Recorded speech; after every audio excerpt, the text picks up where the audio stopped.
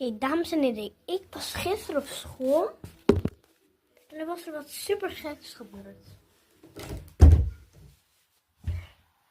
Nou, mijn vriendin, Loene, op school, dit is echt super raar. Ze doen alsof ze een McDonald's hebben en ze doen gewoon een ticketje in die McDonald's. Ja. Toen kwam er een jongen naar Loene lopen. Toen zei hij, nou, mag ik ook meedoen? Toen geeft hij een kusje op de wang.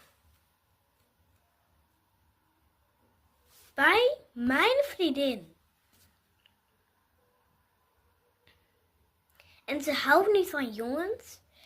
En hoe krijgt ze nou weer een vriendje?